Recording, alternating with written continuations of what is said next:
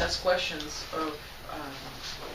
So did you purposely go 2 weeks to give yourself?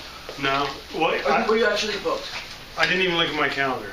Right. I will tell you what I try to do when somebody says that. Oh, I was afraid you're going to say that. You know, and I can't do that day. Can you do something else? So you never really, do you ever schedule the day that they say they're available, or do you always make it a different day? It depends how cocky I am, or how, if it's a big case or something, I want to get them in, but maybe it depends how I'm feeling. So psychologically, you're trying to say what? I'm trying to say is that my time is valuable, and that it's not that I have many of clients I'm working with, and I only have a certain amount of openings. Sure. That right there is pure Sandler training. Sure. So that's. Yeah, well, that's what I'm saying, because I think that we've all heard of pure Sandler, but I don't see that happening. I find that a lot of the new guys, are desperate to get them in, and I think that shows through saying, I'm available tomorrow. Yeah. When they call today. It's having that discipline to have to say, no, I can't see you for the rest of this week, I'm booked, but I'm available next week. That's. Before somebody's in underwriting, I try to meet. I try to do it in a week. You know what it is? I ask him how long it'll take to read the book. That kind of sets the bar. If he says, "Look, I'm going on vacation. I can't meet till 3 weeks," then it'll be 3 weeks. So what he says will determine on when the next meeting is. But ideally, I'd like to do it in a week. And you purposely don't even touch on any of the banking information? No, I mean, no. What I found is almost like fishing. You want to get them involved. You want to get them on the hook before you start reeling them in. So I didn't. So. And how many of those that you bought the book, whatever? How many will actually come back with the book read for a second? Have you? Your numbers, guys. So I know you know your. When I start, I don't do that as much as I would. I will tell you my success for now that I've been doing this, close to 100% are buying the book, and I'm booking that appointment now. So they are leaving with the book in hand and an appointment. So, but are they coming back with the book read? So far, yes. Well, no, read, probably 50-50. Interesting. But what I will do is if they're not read, I will still do the book review. I'm not going to let them not reading the book stop me. Okay. Okay, but because the second meeting, I want to get them in underwriting. It's kind of, we're going for it or not. Sometimes I may do a third, but during that time, if they won't read the book, I tell them I require my clients to read the book or come to a seminar. That the book is the best option. What I found is my clients that do come to the seminar end up reading the book. Do you ever use a DVD? No. I've heard others have had some good success with it. You mean the Banking for Life? Yeah. I mean, I've used it a little bit. I know one guy watched it. So you never raise money by him in a chair. Oh, I know. You can't be rolling like that and then the chair's all torn up. Yeah, you're right. So, go ahead. I was going to say, do you bring the future to the present? Kind of with the Sandler? If you haven't read the book, how do you want me to approach you? Or it's just a conversation? No, because I'm going to hold that meeting whether they read the book or not. Okay. Whereas in the past, you would never do it unless they actually read the book. Was that a change that you made in your... You know, what I used to do before is I wouldn't make that second appointment. Would you just wait and see when they read the book? Yeah. And then I'd say, look, I'll follow up with you in 2 weeks. But now I'm trying... You know, it's just that Parkinson's law. If you have... I'm supposed to read the book by next Thursday. It's more apt for them. It's creating more urgency. But I was losing too many people after the first meeting, so I want to get them in. I want to go forward. I don't want the book. Them not reading the book is not going to stop me from moving forward. I personally found the people that have read the book are getting whole life. Some that haven't are getting term or falling off. And also, but people who read the book are putting in larger premiums. Because maybe they would have put in 5,000. They didn't read the book because they kind of don't fully understand it. But when they start reading the book, they get more excited, and they end up, I found, doing larger premiums. Did you ever had and share your? Was it you? Which one of you was it that the person got offended by the book? Was it one of yours? One of mine. Have you ever had that before? You had that too? I have multiple. We've actually 8 clients who read the book, and because they read the book, they decided not to go for it because they were offended by the book. Well, In what way? I mean, there are some scripture in there, and some people may not like that. What was your? Well, ours had nothing to do with scriptures. Someplace in there where he basically, they interpreted whatever was written to say that if they haven't got it by now, they're stupid. They're unteachable. They're unteachable. Okay. Some people are just, and that's the thing. You're right, but what Nelson is saying is probably correct. If they've gone through all that, because of what he says, if you don't get it, go back to this example of the Midland example, or go back to the grocery store. If they still don't get it, Then you're unteachable. Yeah. And they took that as then you're. Yeah. But the people that are taking offense are unteachable. They're not going to ever be like that. Well, So, I think That's that the was point. Light's these idea. particular people were far Yeah. from stupid.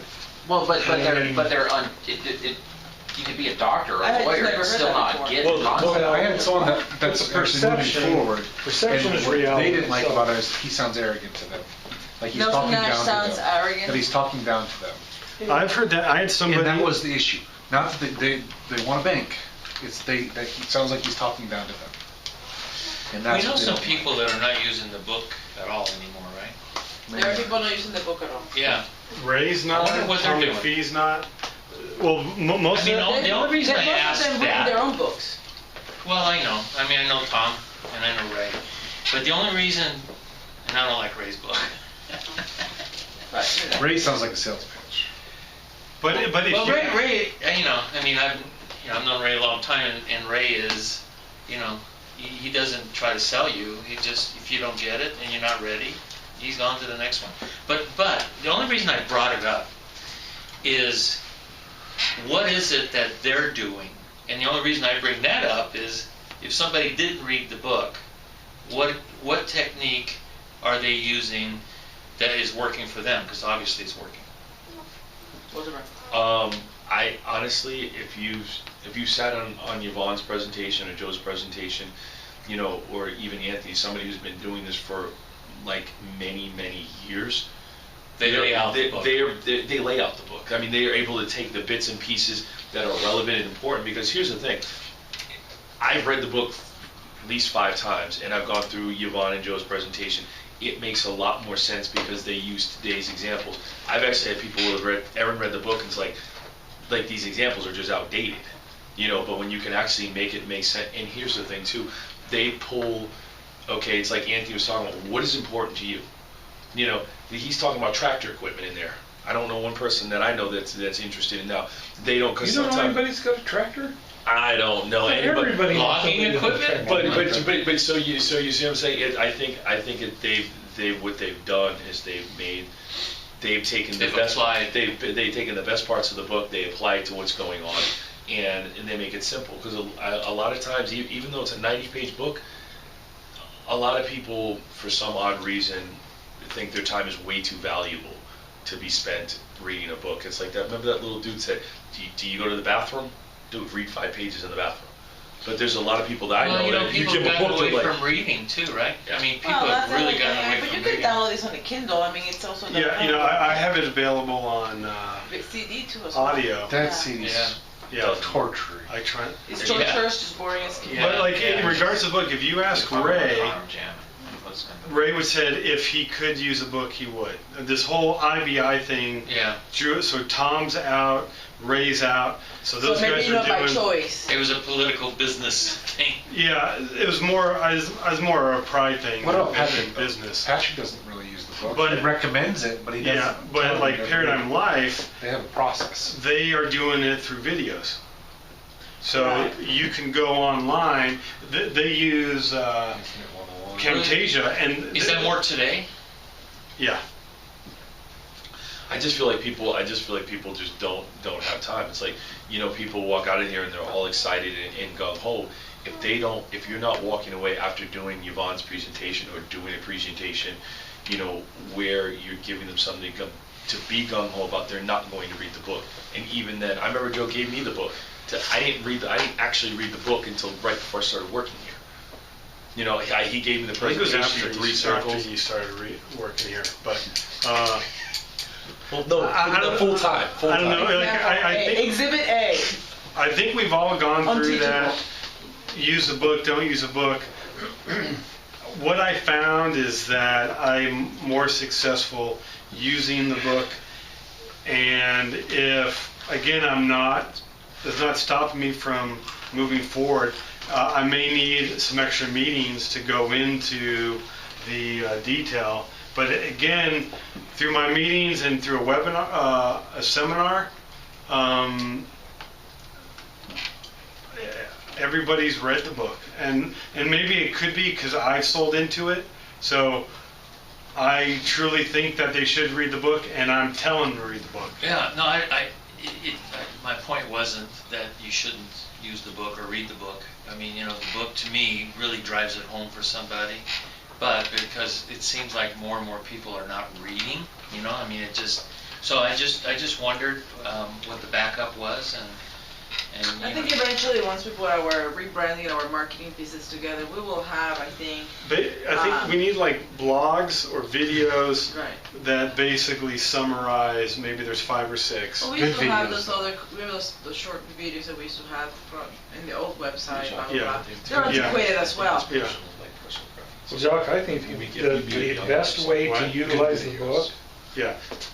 for me personally, is to see like Yvonne's presentation and then give them the book. See, we use the book as a filler for the underwriting time. Exactly. Because there's a period of time 'Cause they can where take as weeks much can go time as by. they- So we do the presentation, we start the underwriting process, and that underwriting period is the period where more education comes in, seminars, books, so that there is interaction. Because we've had a few where it's so long, it was so long in between. I want to do this to underwriting decision. By the time we met again, we have to resell the whole thing all over again. Does that make sense? So did you film your presentation? No, yeah. I mean, I still like to see yours. Okay, after you finish yours next week, I'll do one the week after. Maybe we should all do one. Then the week after that, you do one. The week after that, you do one. And Jason. It'd be great because I did the better part of one yesterday. Anyway, and Yvonne brought some stuff up, some things that I needed to be aware of. You know how it is. You get in a zone. You're cooking. You're feeling good. You're buzzing through, and somebody on the outside can sit back and watch how you jump from one thing to another. Or it's different when you're sitting in front of somebody and you're talking to the laptop. Especially when they turn the video off, so like you a can't WebEx. see their face. It was a WebEx. So you can't read if they're getting it. And I kept saying, yeah, what was I saying? Are you with me on that? Does that make sense? So that's what I was saying. I say it quite often. Does that make sense? Because I think that there's... And so she brought up some things that I can work on, and it was great. It was real helpful. So Because here's the I thing, know Chad, I need to you change. can work, there's 2 pieces to me as far as I'm concerned about a presentation. You have your information that you're going to present, and then you have your wording, the way that you deliver the presentation. You can have the best information in the world, but if your delivery is weak, and vice versa, you can be the greatest delivery person, but if your information is weak. So it's finding the balance between getting all this, whether you go your route or whether you go Cameron's route or my route, it's irrelevant. The actual process of delivering, I'm getting that client. I mean, I know through my presentation, I can tell you how it's going to end up. They don't know it, but I make them go down that road by the transitions and by what I choose to bring up next and the steps. He's very organized, and all of us need to be organized, and that's why I keep telling Marlon, every time I see him, he starts the presentation differently. Walter, they start here, you have to have some kind of it's not even canned. I don't want to say the word canned, but an organized An outline of a flowing presentation that then you can tie together through transition words. And the transition words, most of you, including you, Walter, you tend to, during a transition, try to fill it in with an it becomes messy. It's working not just on the information but in putting together your presentation with smooth transitions, with the way that you want to carry the conversation, with keywords that will inspire a question that that just by saying that word they will ask that question. I mean, it takes a long time to, I don't know how long it took you to get comfortable with your presentation, but, and you continue to improve upon that. You just don't memorize it. You hear something. I mean, I heard a couple of things today, like that retirement and what's the difference between savings and investing. That may be something that we definitely want to touch on, because that's something that I think that young people don't really know.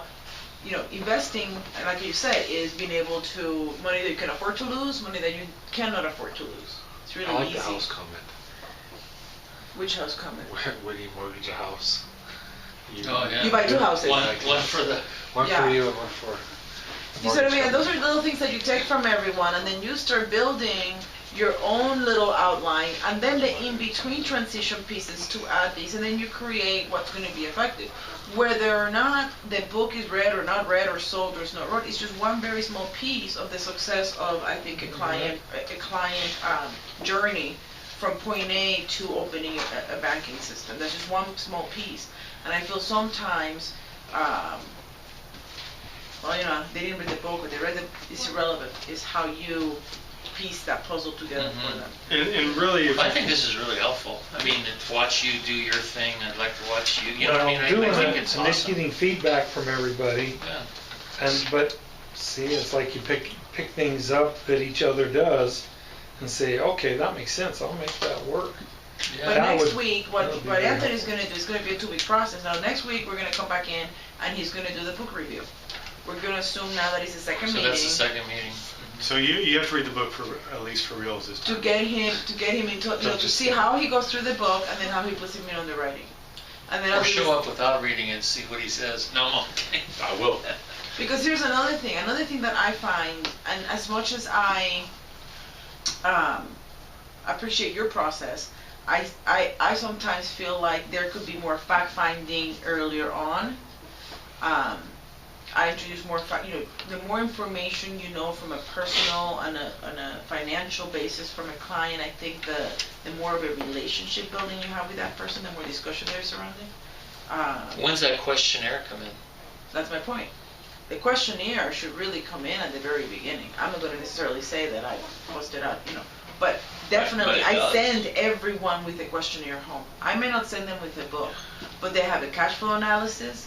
They have a debt. You have homework. So We you do send the them with first. So you homework. do the first meeting, and then I you send give them them the with homework. questionnaire and set them up for the second meeting. Well, even already in the first meeting, I think before they even leave with the questionnaire is to get the specific details. But we in the have a first pretty- meeting, I've got an idea of where their money is Yeah. and what they're doing. We get, and you'll see that through the presentation. My point is that however you build it in is a combination of getting good at all those areas. Mhm. And one area that I noticed in your beginning here is that you do very little fact finding. You do finding pain, but I don't see you getting any other info on a more personal level, your homeowner. It doesn't have to be numbers, but it has to be picture. If I were to add anything to your presentation, that may help you get Yeah, a little again, more personal. part of why I'm doing this is to get some feedback, so how I can be better. Well, and you're very that's the difference between Yvonne and I and someone with your personality. I want that sale and I want them in underwriting now.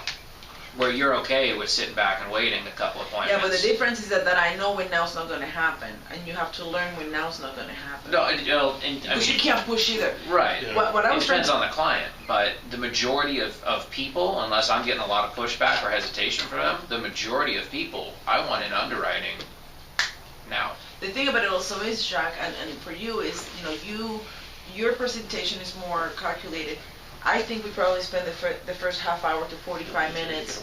We haven't even talked about banking or what we do, but it's where you're from, how long have you been here, Do you have any kids? Oh, tell me about your kids. How do you know Marlon? Yeah, Blah, blah, blah. Then personal stories. Then we ha ha ha jokes. By the time we get into the presentation, we're like BFFs. Now we're talking to your friend. You're not talking to someone that's just doing a presentation. So we spend way more time. How long are your meetings typically? Hour and a half. Hour and a half. You mentioned something in yours, though. You start off with the Sandler, and you say, I don't really have anything planned out or presentation planned out for you. It's more kind of getting to know what matters to you. And then you do that for about 5 minutes, 10 minutes, and then you actually got into the presentation, which Kind of someone that knows, like someone that's gone through some kind of process before knows that it's a process, rather than, hey, let me just find out a little bit more about you, and starting asking some of those questions. And that's where I think what she talks about with the fact finding would work if you started off probably spending another, like you and I have had conversations, you and I, we don't have that emotional portion to us. Listen, I hate to say it. here's what Harry Hoopus taught me. You know, Harry Hoopus was my trainer at Northwestern Mutual back in 93, 4, okay? 909. And, shut up, I know I'm old. But I will never forget what he always said to me. The very first 20 minutes of any conversation, you must find a link of something that links you with that person. And what he means is, like, you will see me do it. I come in, and this guy brings more cowboys and cowgirls. You know, clearly I'm not a cowgirl or cowboy. But I gotta find something that you have in common with that person.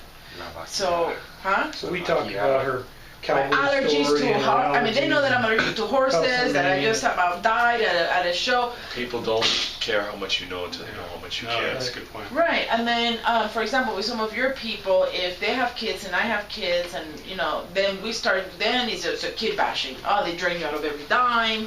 Jesus, I mean, I know. I mean, they're ridiculous. The way they talk to me, and then there's that connection of family. If I have to now be with like some of your friends that are single, younger, like I could be your mom. Let's just be honest. You know what I'm saying? Kind of thing. You have to be.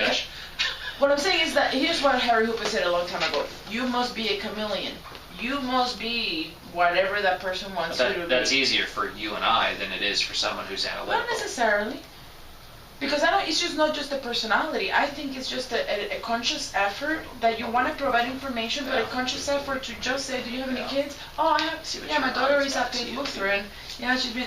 Just a very brief moment of having a personal connection, I think, goes a long way. That's all that I'm saying. Absolutely. I sometimes go a little too long because by the time we're done, we've been an hour, we've been doing jokes, and next thing you know, it's a little too loose. I go too far, right? We get too personal there. Yesterday we had actually a really, really good appointment. It was long.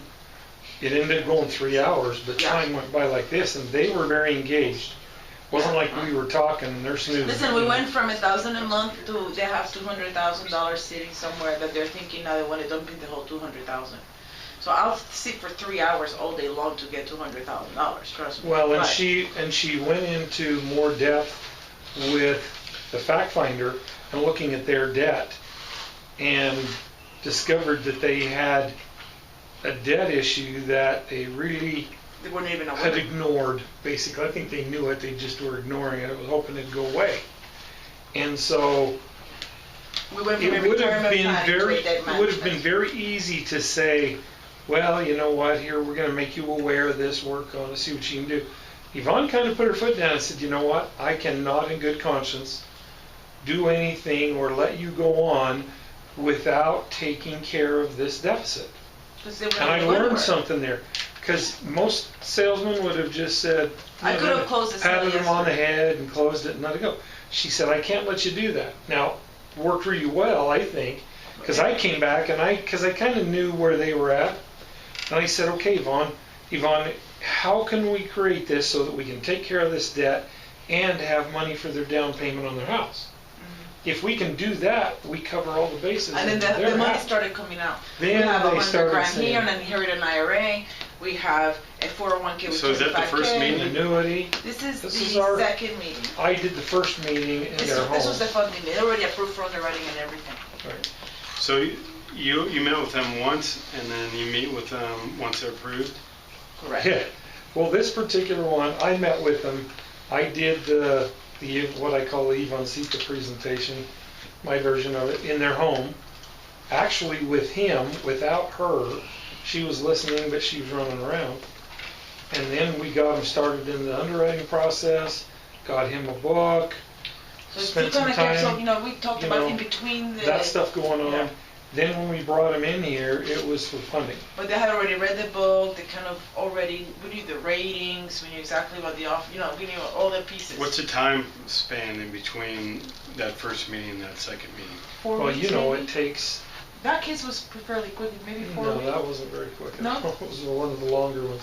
Was it? It was probably a good 3 months, because he works out of town. We couldn't get the yeah, two of that's them why. together to come in and sit down. We tried to do a WebEx. Well, his work got in the way, we couldn't do it. I'm glad we did. I finally got smart enough to, instead of trying to force the second WebEx, I said, look, Whenever let's they don't come do in this. town. When are you going to be in town that you and Lynn can both come in and sit down with Yvonne and I, and let's go through it. So But we if- postponed it, Mhm. extended the case till both of them could be here, and that was yesterday. But it's funny because I had to share, when you guys don't know, I got divorced 4 years ago. When you go through a divorce, you have to change your financial way. I mean, you go from 2 incomes to 1. You have to budget, you have to restructure, you have to readjust your lifestyle, you have to look ahead of what do I do. And that's the same. I'm asking them to do the same thing. They have to change they have to change the way that their finances are running, because they make whatever 4,000 or 5,000 a month. They're spending 7, like the American family. Typical example. But But it's what was difficult the- to do, but I think because I share my own personal disgusting transition in detail, right? Because I give Yeah. them, I don't care. I'm an open book. Here's how much I had to lay out, and here's how it affected me and the things that I enjoy to do. I mean, I would like to get my nails done, but I either get my nails done or I put my kid in Gorman. I mean, you have priorities on what it is that you want to do. And I think that got them then going, it's like, yeah, you're right, we do need to. And so that, personal touch will always win over Numbers numbers or anything. Yeah. And the personal story, because they feel like it's coming from here. They never feel like it's coming from here. I mean, when they left there, the woman's hugging me, thank you so much. And she said one of the most rewarding experiences I've had since I started on the banking is she turned to me and she said, damn it, Marlon, where were you X number of years ago? Right. Why didn't you bring this to us years ago? Because they've blown through so much money. A kid had a problem, so they took a second mortgage on the house to help the kid. I mean, the situation was Parents. just horrendous. An elderly couple, the in-laws lived there, and they had to. It's just unbelievable. But you know what? We actually were able to get them out of their credit card debt. Yeah, we're gonna clean them white. Clean everything We're gonna out clean all of the except their- debt. We're gonna save them except their $2,500 a month. And we're going to have money for them to put down as down payment on a Everything. new house they're buying in Reno. And they're going to have their banking system that's going to be cranking away. And they're going And to they're put the putting $2,500 back 1,000 into the banking. They're going to repay back $2,500. And the thing about it is that what good is it doing them to have that $100,000 sitting there, whatever, when it's bleeding over here? Clean that up and let's start over. Clean slate, kind of way. But anyways, the point of the story is that I thought it was great, but I think that you could introduce a little bit more of a personal bonding session. Maybe take 10 minutes. Doesn't have to be as Well, ridiculous. as mine. this was weird because It's Walter. yeah, but I do need to spend more time. As a human being, Yeah. not talking about, Yeah, and no. find that connection. Is it because they golf? Is it because they play racquetball? Is it because they have kids? And then sometimes it's so hard to find, and then you have the ones that it's, what about that jackass man that clearly didn't want to do business with a woman? That He would not attorney? even look at me. He was an attorney. But by the end of the day, right, by the end of the appointment, he was pretty, he was my friend. But it took me a long time to connect with him because he literally would talk only to Marlon. Like, I was not even in the room. You think it was because you're a woman or because of age? Both. Woman. Probably Puerto Rican woman. Who knows? Who No, I cares? was a He was woman. ignorant. Because, some people, I hate to say it, gravitates to the older gentleman because I'm not he that looks young. like... I'm only 6 years younger And than he him. just called him on an old that gravitates Yeah, to the so- younger yeah. person. Even if he falls asleep at Anyways, 2:30, any other okay? comments for him? Any more input? Okay, so next week, while he does his book review, do you want them to bring some questions to the table? Sure. Okay. Yeah, bring it. Is there any homework that we need to give them, or just you will do the book review next He week? wants your financials. He needs. All right. Any questions? Nope. Okay. So wrap, people. Thanks, Jason, Dave. let's go to the illustration.